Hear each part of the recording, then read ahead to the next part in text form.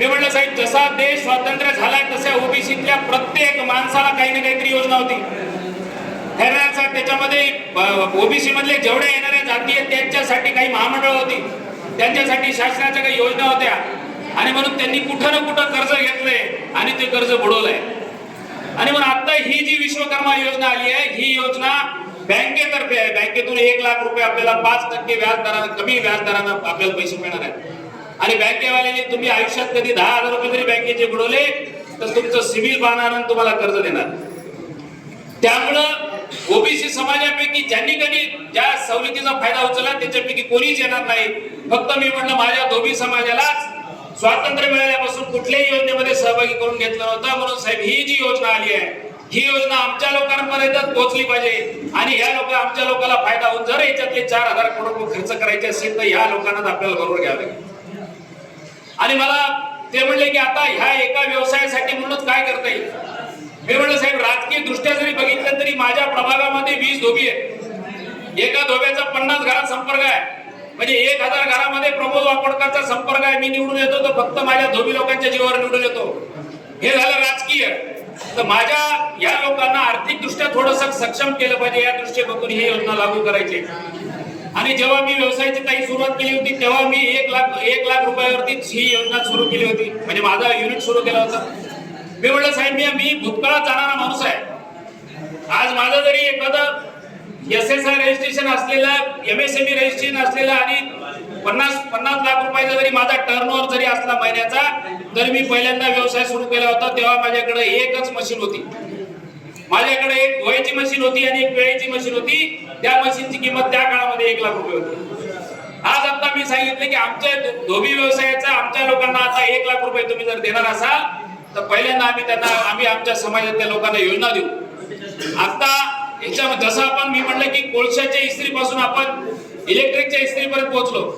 मागच्या वेळेस बावनकुळे साहेब जेव्हा मंत्री होते तेव्हा खैरनार साहेब, तुमचे बाकीचे सगळे आपण आलो होतो.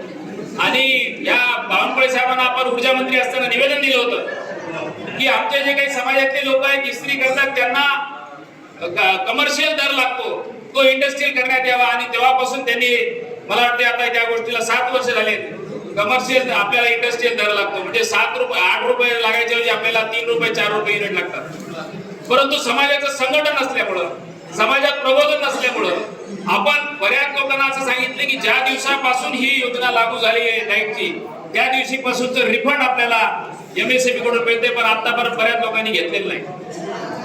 आणि म्हणून जसं कोळशाच्या इस्त्रीपासून इलेक्ट्रिक इस्त्रीपर्यंत आलो, तो तिथला आपला माणूस हा सारखं त्या याच्यावरती तू इस्त्री घोटत राहत होती. इस्त्री 5-10 किलोची इस्त्री असते आणि कधी त्याचे हात पाहिले तर ते हात त्या 150 डिग्री सेल्सिअसच्या तापमानामुळे हात खराब, एकदम त्याचे हाताला फोड वगैरे येतात. आणि सारखं उभं राहून गुडघ्याचा त्रास होतो.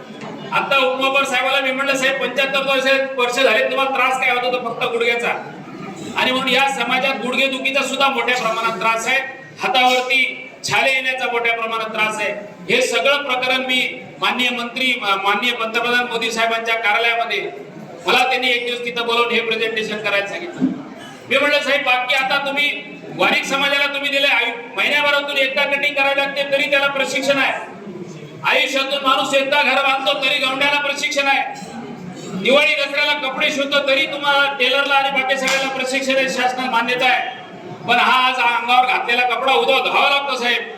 आणि एवढी मोठी इंडस्ट्री झाली की आज या परभणी शहरामध्ये मी 1996 पासून असलो तरी मी फक्त 400 लोकांच्या पुढे मी रोजगार म्हणजे संपर्क करू शकलो नाही किंवा त्यांना सेवा देऊ शकत नाही.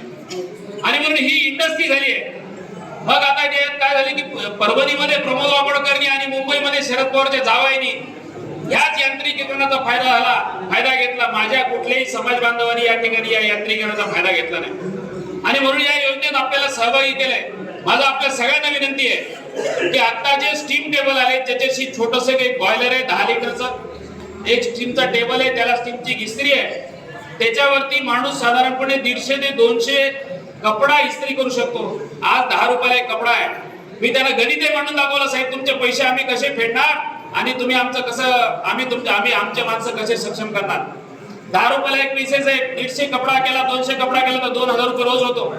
2,000 आपण लाख रुपये कर्ज उचलतोय, 6 महिन्याच्या आतमध्ये आम्ही तुमचं 1 लाख रुपये कर्ज फेडू आणि नंतर जे येणारे 2 लाख रुपये जे असतील त्याच्यामध्ये एक धुवायची मशीन आणि एक पिळायची मशीन, एक ड्रायर आणि एक वॉशर हे जर घेतलं तर आमचं युनिट तयार होईल. आणि मी असं ठरवलंय की या महाराष्ट्रामध्ये 10,000 युनिट असे मला तयार करायचे. मला समाज बांधवांना विनंती आहे की आपण या ठिकाणी सगळ्यांनी मला सहकार्य करावं. पहिले लाख रुपये जे दिलेले आहेत ते समाजातल्या सगळ्या लोकांना फेडावे असं सांगावं.